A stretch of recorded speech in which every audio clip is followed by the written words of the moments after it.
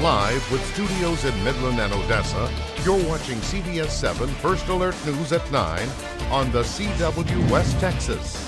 Good evening and thanks for joining us here for CBS7 News at 9 on the CW. And of course, thanks to those of you joining us live on our CBS7 YouTube page. I'm Jay Hendricks. We are joined live now with Alexandra Messia, where multiple agencies are actively working on a hydrochloric acid spill at a local business. That's at the corner of South County Road 1156 and FM 1213. Alexandra joins us now live. Alexandra, what can you tell us?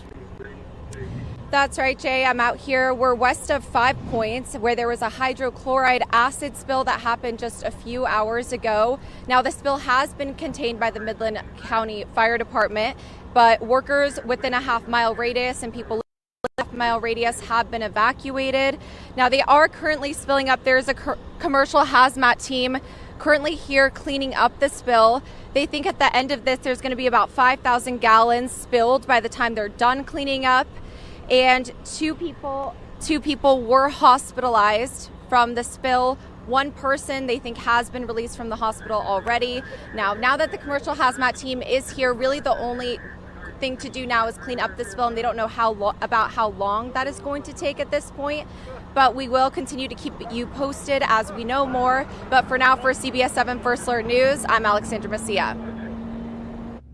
Alexandra, thanks. A recent report by East Daily Analytics on Texas pipelines found crude transport rates are increasing. To understand the increased rates that we're seeing today, you need to understand the series of events dating back to 2019.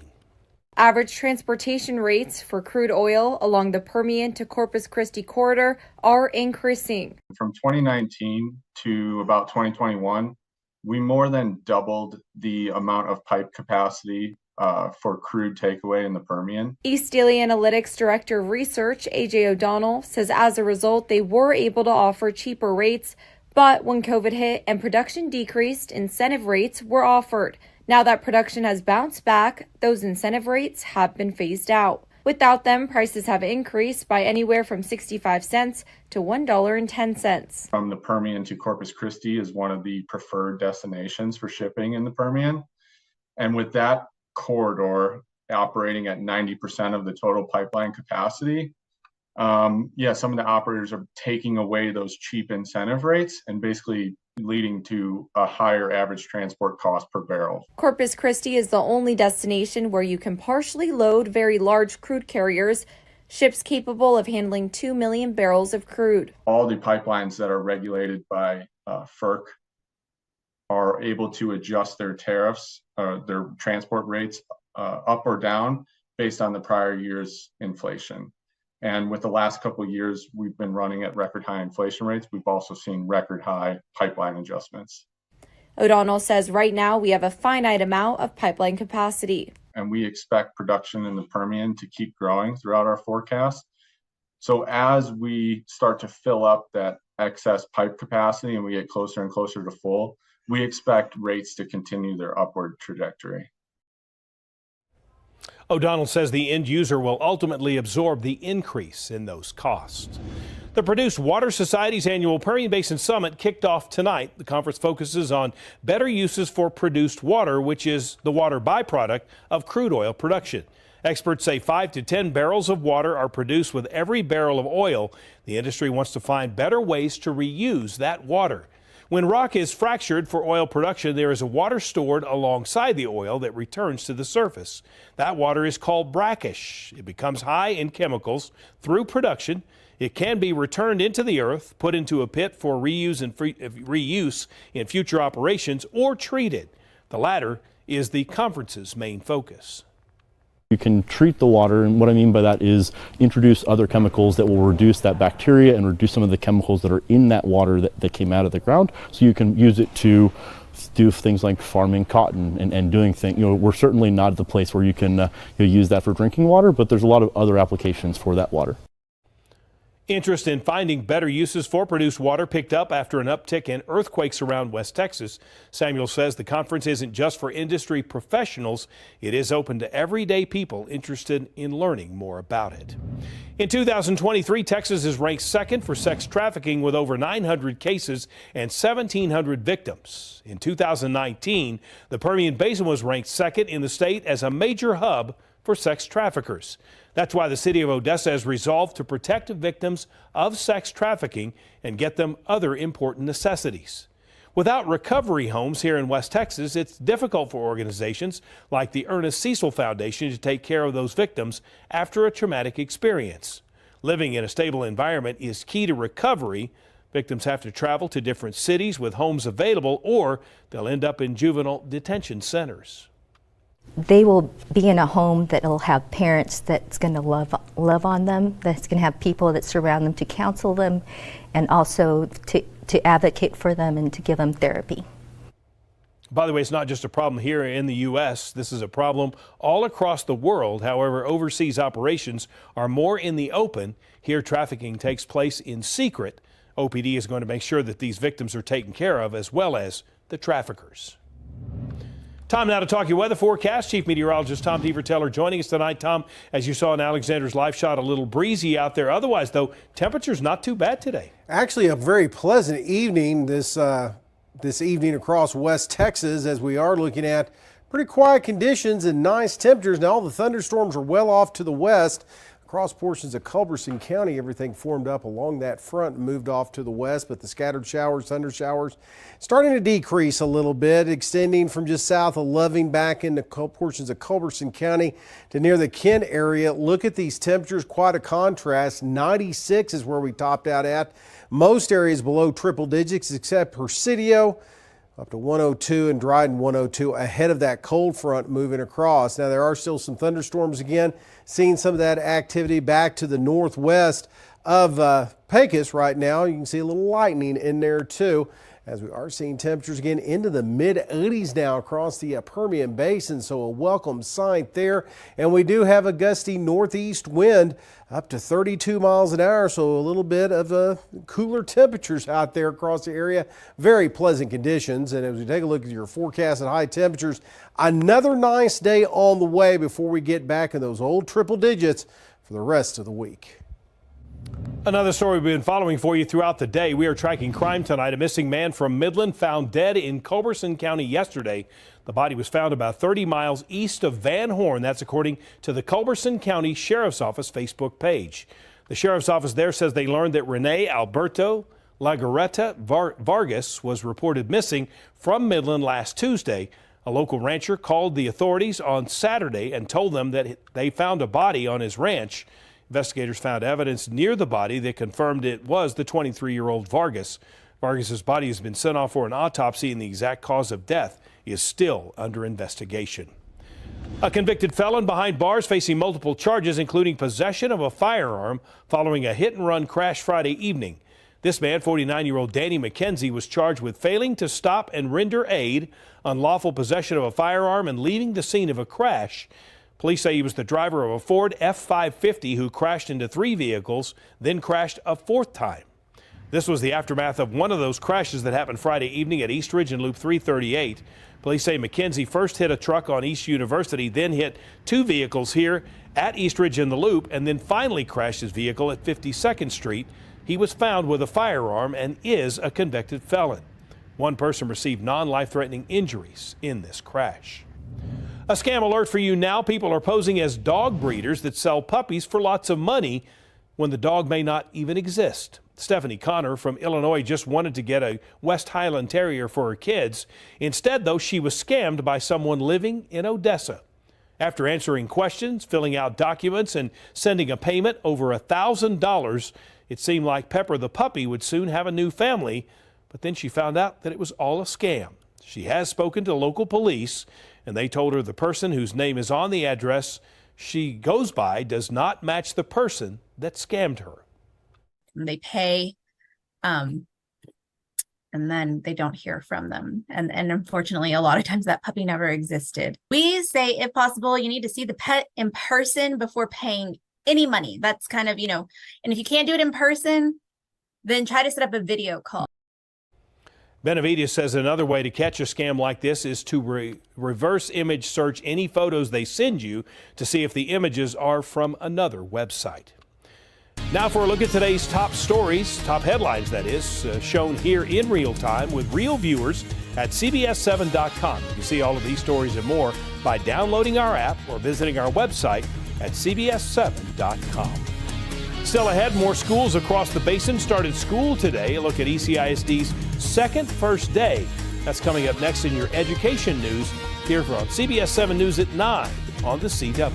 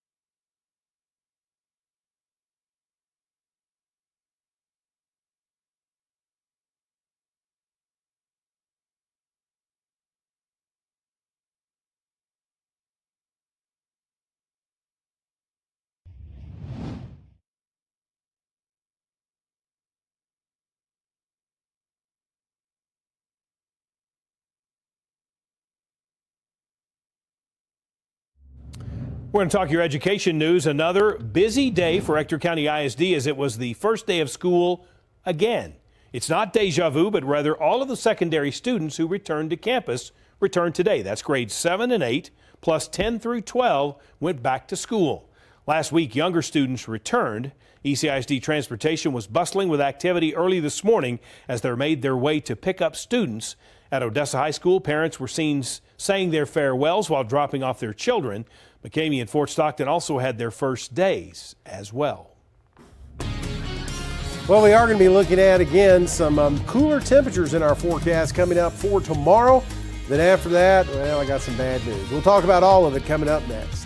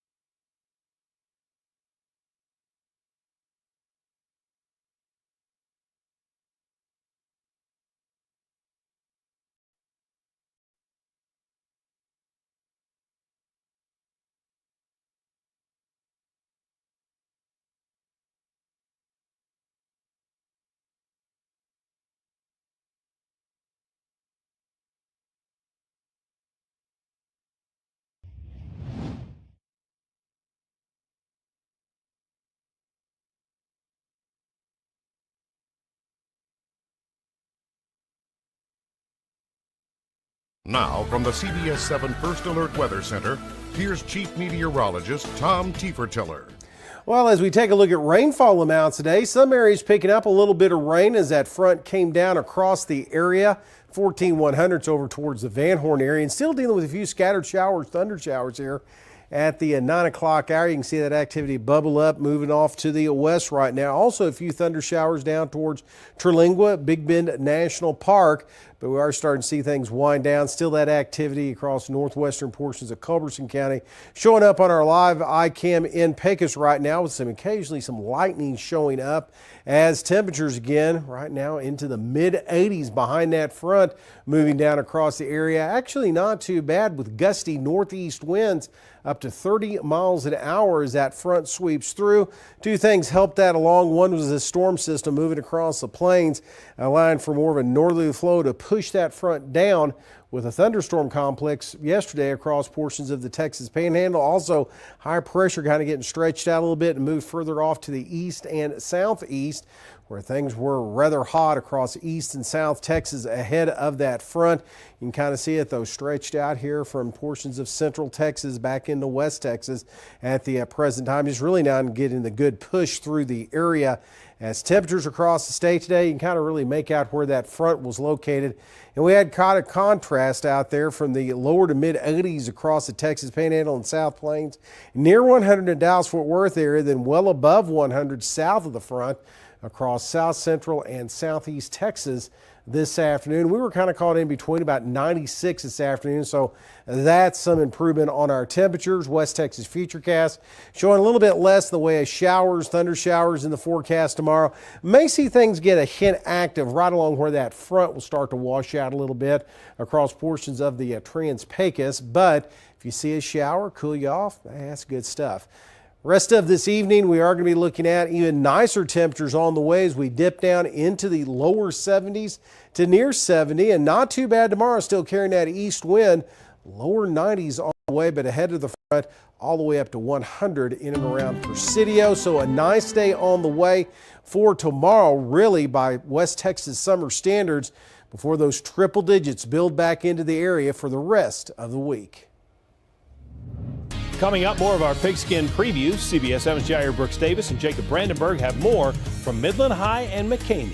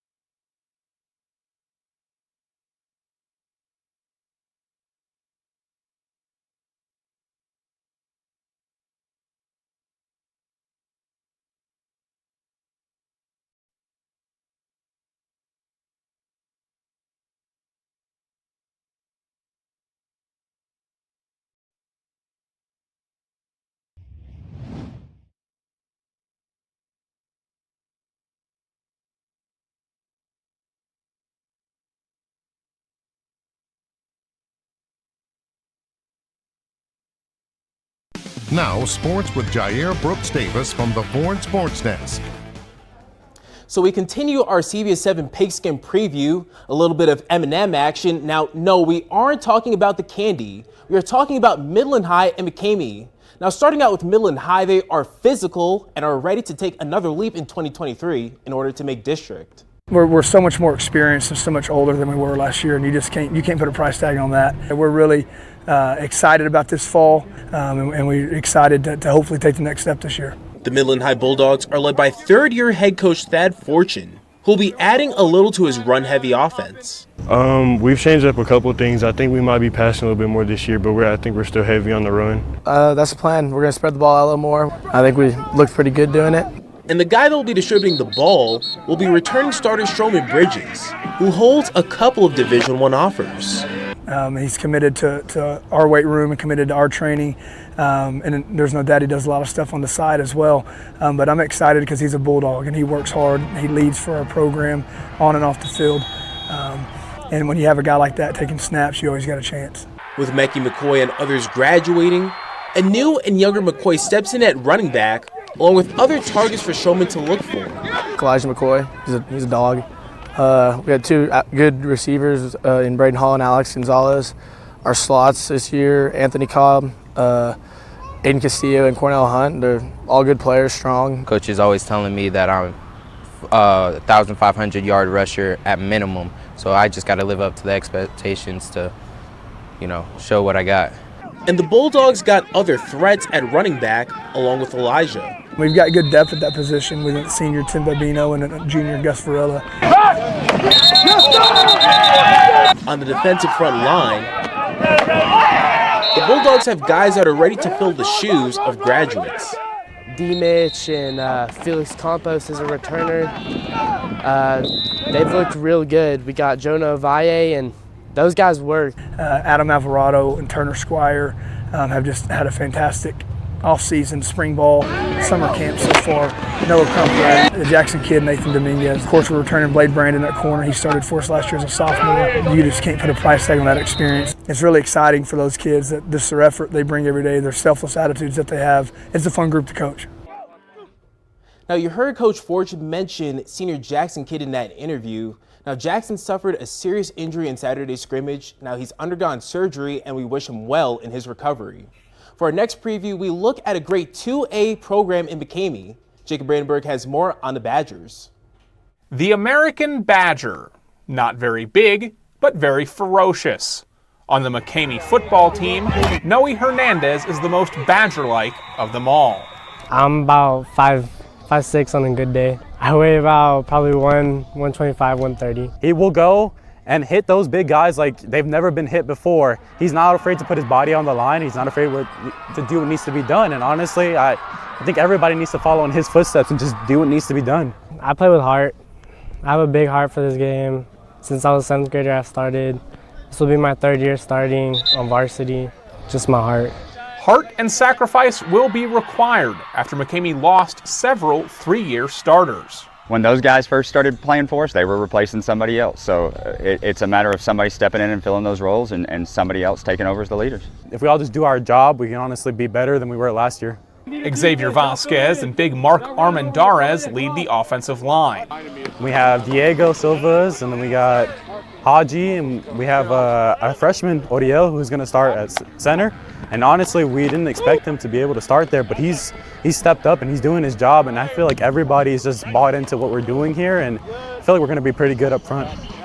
At quarterback, Aiden Torres started last year as a freshman, but he has some competition from newcomer Grant Glidewell. They will both be on the field, whether one's playing quarterback and one's playing receiver or running back or whatever. We've got speed to burn all over the field. And then we've got a couple guys that can both of them play quarterback and sling it a little bit, and they both can run the ball too. McCamey has made it to the 2nd round of playoffs or further the last 6 seasons. I don't like talking about the future, but do we want to go into district thinking that we're going to go try to win every game? Absolutely. We want to beat every team that's put in front of us. So whenever we get to that game, that game, our goal will be to be 1-0, and then we'll see how it pans out from there. So the pigskin preview continues tomorrow. We will have Odessa High and Midland Christian scheduled. So for now, stick around. We've got more to come after this quick break.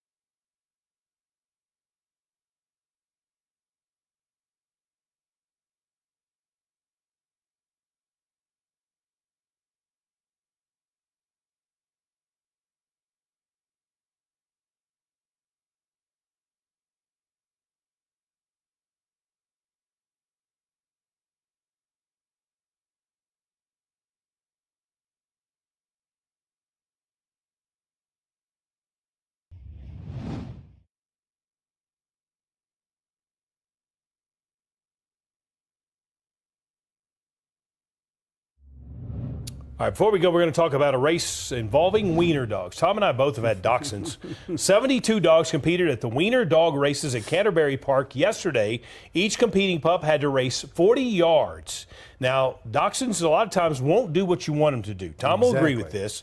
You could tell them, line them up to run, and they're going to go in whatever direction they decide to.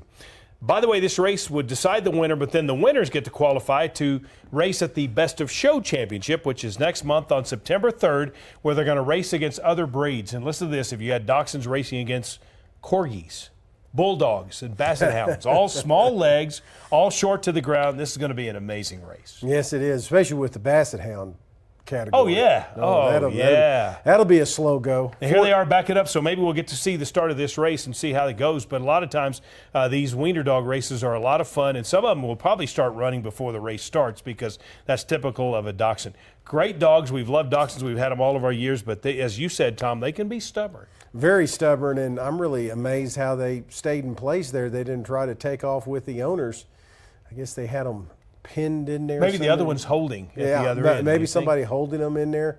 Anyway, there goes one running across right now. I just saw, not paying attention. So, yeah, that happens. Yeah, I'm sure that's. See, look they all at them go. Look, see, they're going to the side. They don't know where they're going. There they go. Oh, wow.